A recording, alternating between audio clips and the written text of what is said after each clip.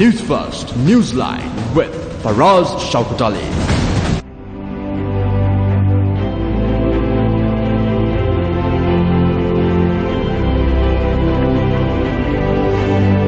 And a very good morning to you. This is Newsline as we celebrate 69 years of independence tomorrow. We have a guest this morning and we hope to discuss patriotism and love for your country, for Sri Lanka. And what a wonderful flag that is.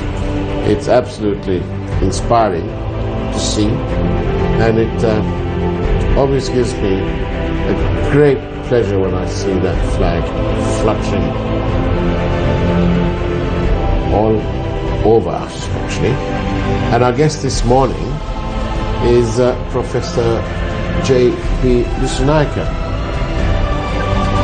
Professor J.B. Disanayake, Sinhalese scholar, former diplomat, and considerable author. A very good morning to you, Professor. Very good morning. And I suppose I should say Happy Independence Day for you for tomorrow. Why not? Yes. And how, Professor, how best does one express one's patriotism? Well, we think about the freedom we have to what we like, within limits, of course. When you say freedom, it's a relative matter. There's no absolute freedom as such in no country. So within that, within legal and cultural limits, we are free to express ourselves, to move about and do what we like. And we do that because kind of we inherit something from our culture. We got the language and every other element of culture we have inherited. So we enjoy our life being part of Sri Lanka. And should we, tomorrow, especially tomorrow, Yes. Should we display flags and so on? And that's a custom that not only here in the world, on special days, they raise a flag. So we do. Even in America, in wherever you are, that's a kind of custom to raise the national flag on the Independence Day. So we do it ourselves. But when you raise it on that particular day, we have some reason to think about it. Yes, If it's there all the time, then we just take it for granted and ignore it. So it's nice to have the flag on not only in special days, not only this flag, any kind of flag. If it's shown all the time, you take for granted and you ignore it then. But better to have raised flags at special moments, times in the year. So for independence, we raise the lion flag. I see.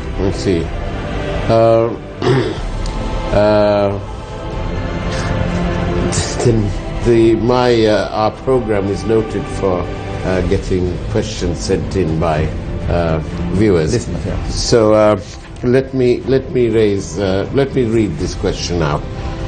How could we celebrate independence when we were bonded then and are now bonded again, with each Sri Lankan have to pay so much of money on the bond issue?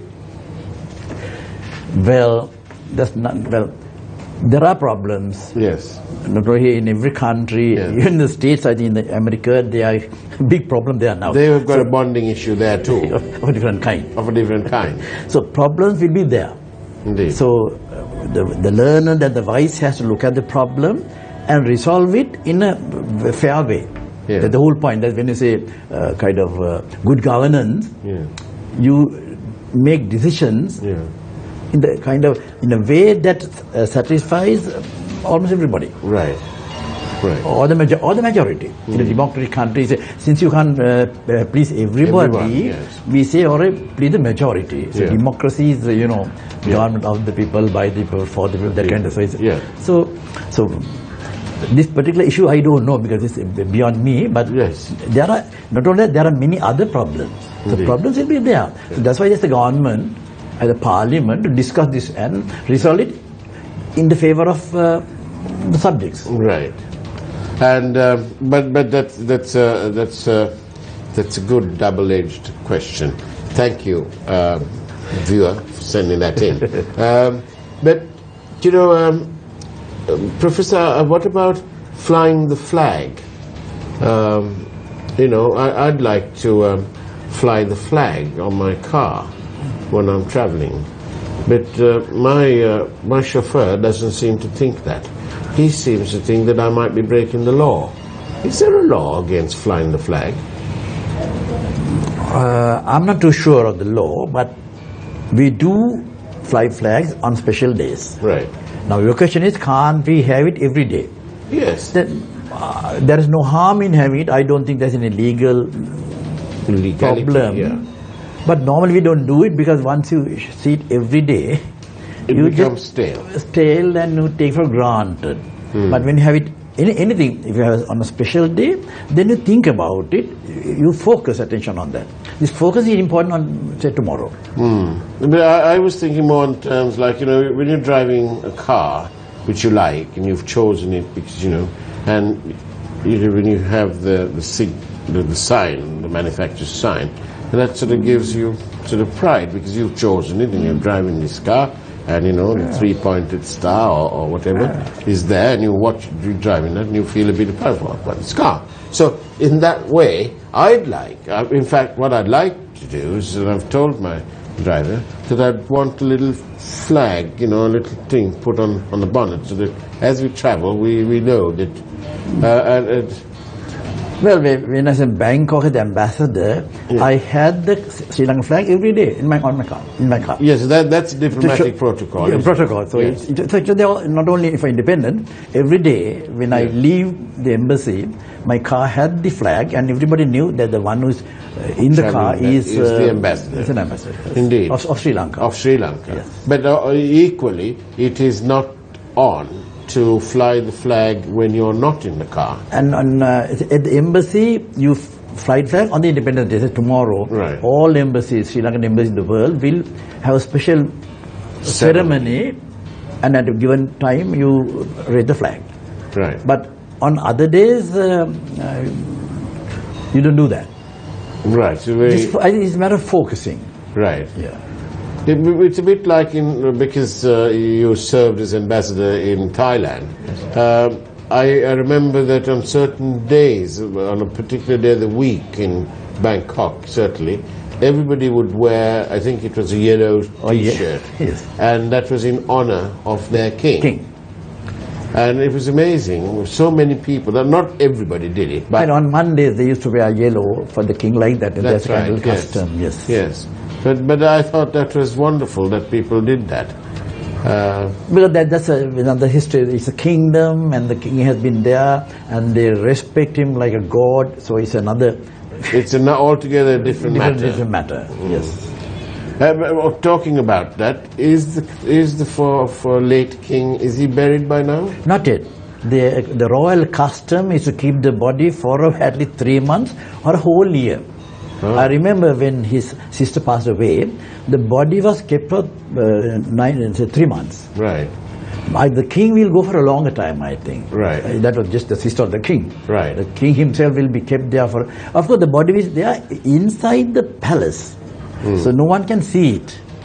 The body there is not It's not exposed like at a funeral parlor here. Right. The body is not there, and the body can't be seen at all. So even the coffin can't be seen. Right. But people still go there, not very close,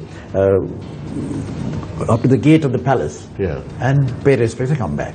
Every day, thousands come today. Thank you for that little sort of note about how the Thais do things. But over here, Professor, is it unpatriotic to question government? No, not at all.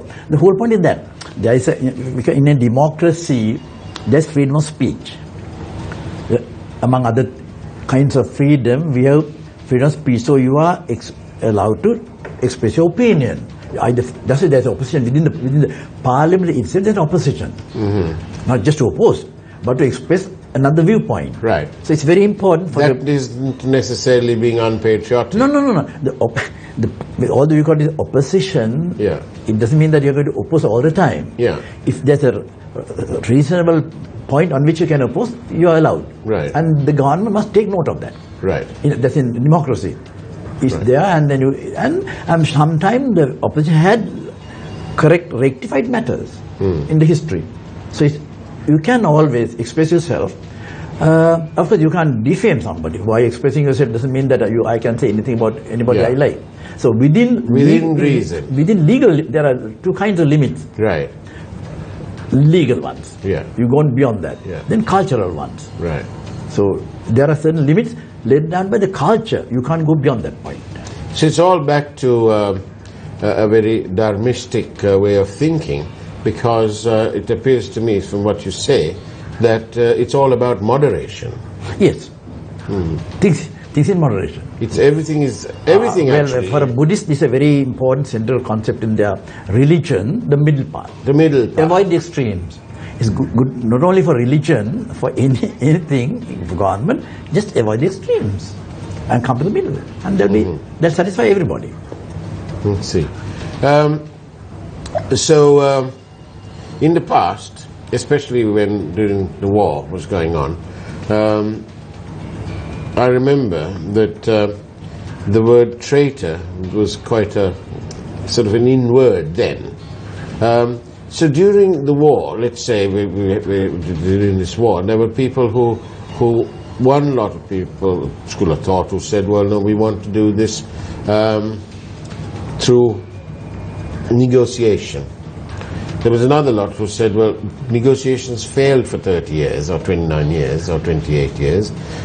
We're going for the armed option because it's the only language they can understand.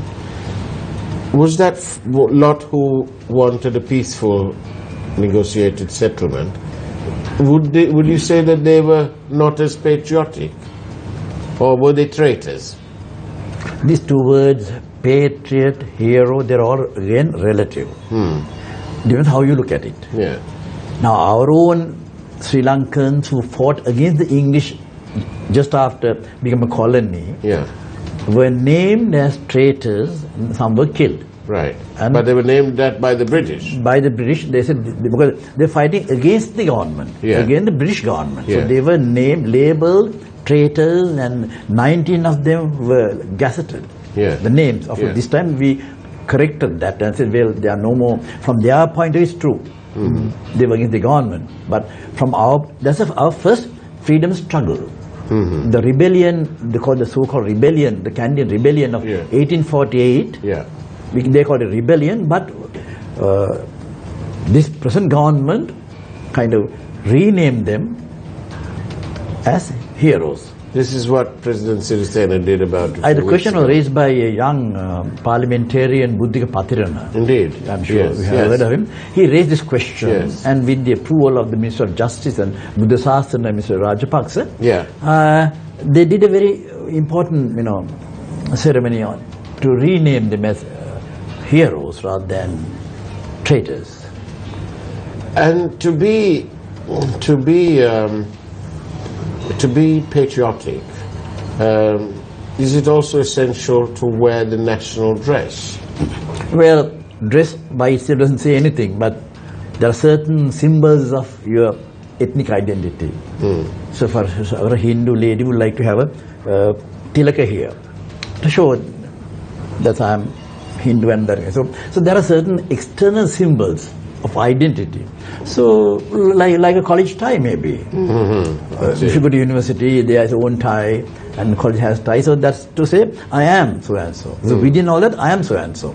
So that's again in democratic country.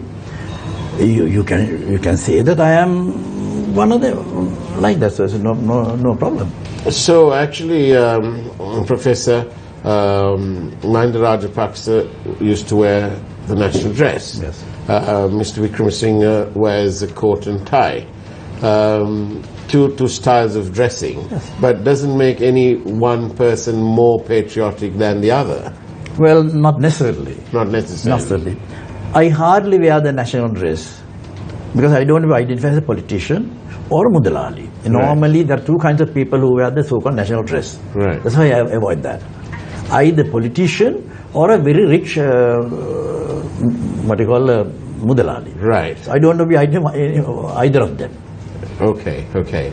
Now, joining Newsline by telephone is the very inimitable Mr. Gomin Dasri, that wonderful legal man that he is. And we have a question for him on the use of the flag, of our national flag. Very good morning to you, Mr. Gomin. Good morning, Faraz.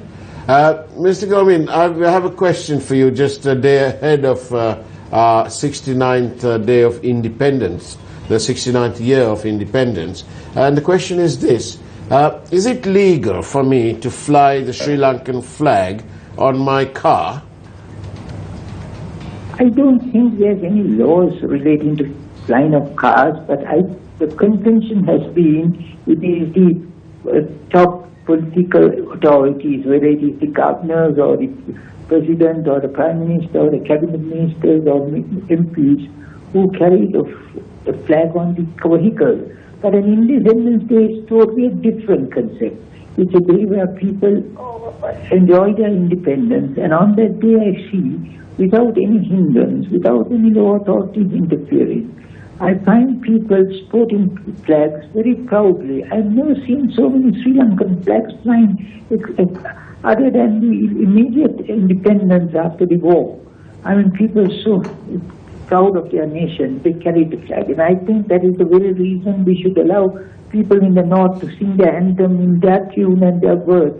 The tune is the same, but the words should, because it comes from, we must have a society where people sing the national anthem with feeling, with it coming from their heart and minds. Mm-hmm. So I think the national flag should be flown in houses, should be shown everywhere. The more flags, the better. Maybe good for business, but otherwise it's not business that matters, it's the feeling.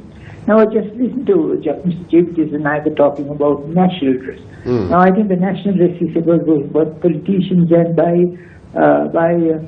I would say the Bunalalis. I don't agree with that.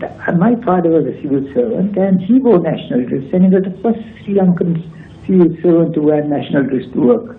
And I remember Sir John was very fond of him telling me, Kuntas, I'm happy you're wearing white and you haven't got into saffron.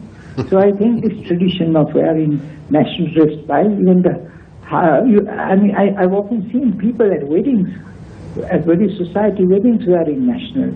So if you like to wear a national, it doesn't matter who you are. You don't have to be just two categories. I don't agree with Mike on that count at all. I know my father wore national dress from 54. As a law, at that time when there was very much Sir John Kotlavar administration, and there was no hindrance, nobody interfered. The right to dress is yours. I don't think we should classify or make it sound so ridiculously insulting by saying it's the Mudalalis and the politicians who are. And Mr. Gomin, can you wear, as a lawyer, you can answer this question, can you wear a national dress and appear in court? Yes, it has happened. Prince Gunasekara, many councils wear national dress. I see. That's wonderful. I would mock the national dress in that way. Thank you. Wonderful. Thank you very much, Mr. Gomin Dasri, for joining us, and wish you a very happy day of independence. There you are. So now we didn't. I didn't know that you could wear the national and go into court. Of course, you can. Right. Wonderful. Very few do, but then you can do. Yes. Now then, what if we all wanted to? Could we fly the flag at our homes every day if we wanted to, I suppose? No, nothing against it. Nothing against it. Said, yeah, nothing against it. But it's just that what you're saying is that if it's done seen every day, then it can become rather stale. So it's something to be proud of and to on special occasions and to savor. Yes. But you must have it at the back of your mind the whole time.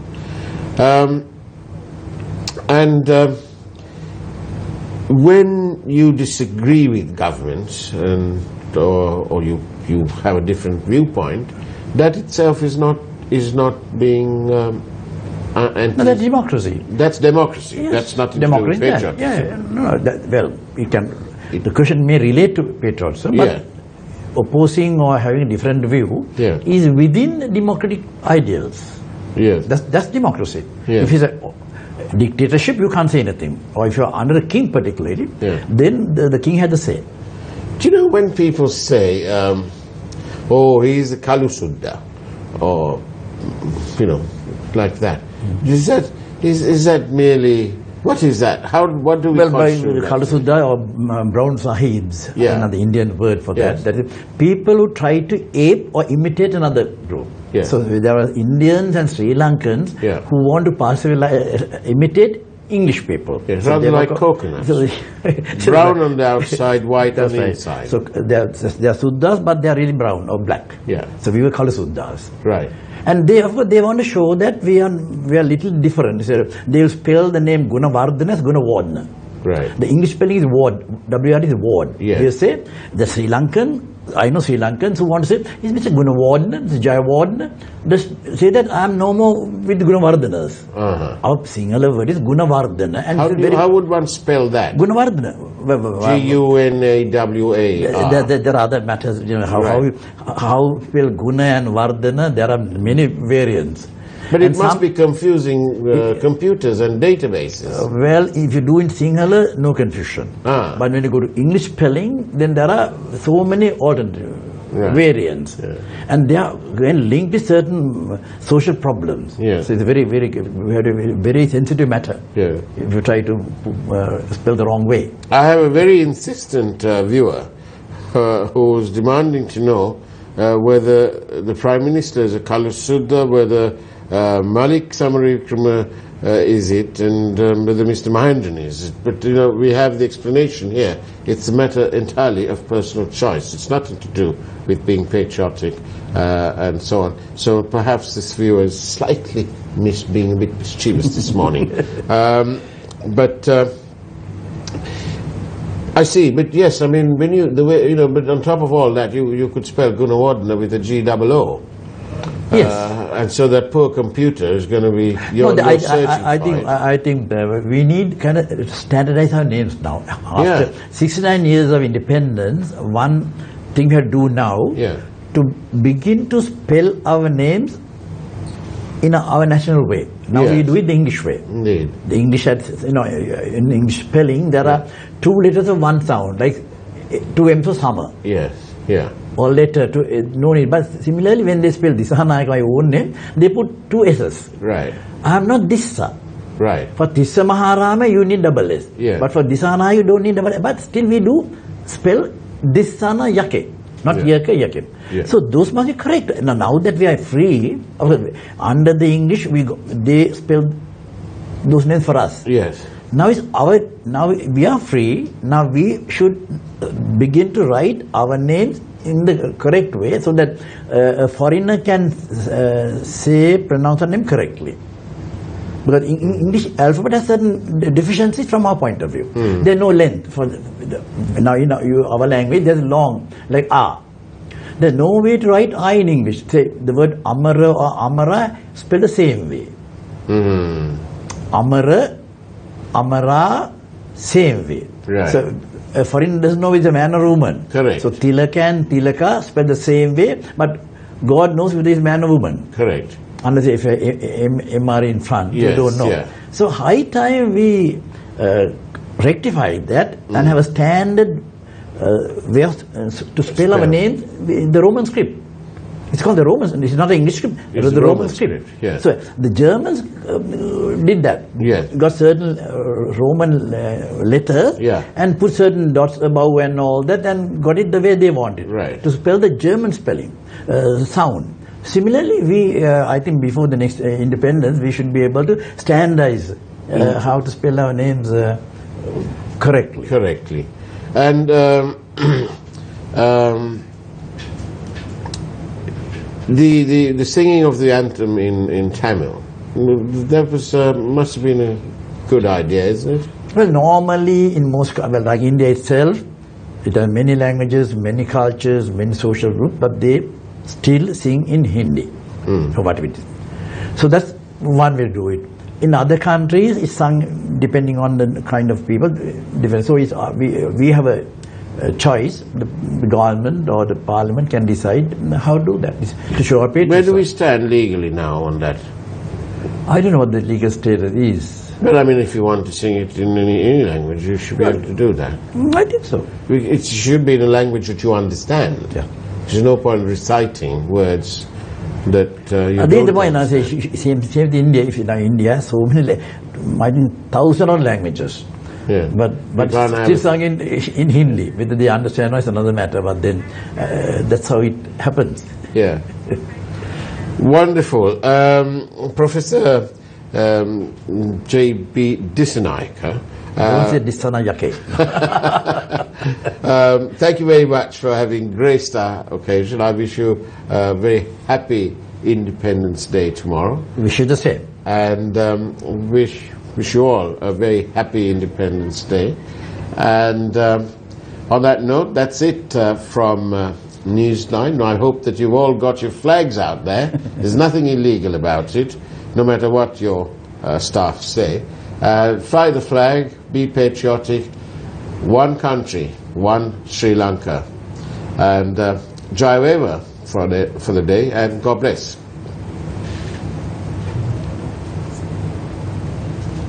And that's it from Newsline.